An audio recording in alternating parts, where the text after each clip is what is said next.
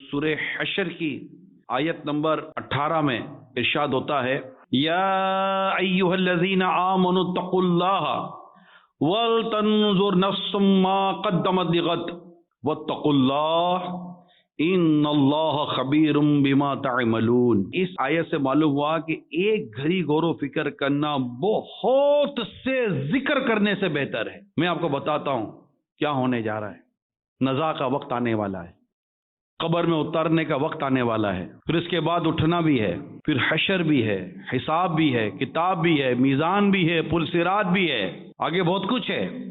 غور و فکر کرتے ہیں، غور و خوض کرتے ہیں، قبر کا معاملہ ہے۔ رسول کریم صلی اللہ تعالی علیہ وسلم نے فرمایا، میں نے قبر سے زیادہ ہولناک منظر کوئی نہیں دیکھا۔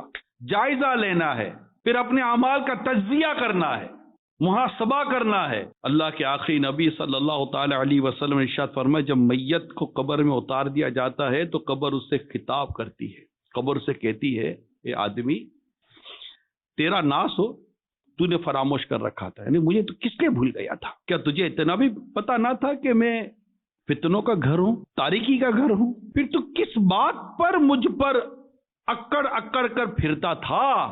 اگر وہ مردہ نیک بندے کا ہو تو ایک غیبی آواز قبر سے کہتی ہے، اے قبر اگر یہ ان میں سے ہو جو نیکی کا حکم کرتے رہے اور برائی سے منع کرتے رہے تو پھر تیرا کیا سلوک ہوگا؟ قبر کہتی ہے، اگر یہ بات ہو تو میں اس کے لیے گلزار بن جاتی ہوں۔ پھر اس شخص کا بدن نور میں تبدیل ہو جاتا ہے اور اس کی روح رب العالمین کی بارگاہ کی طرف پرواز کر جاتی ہے۔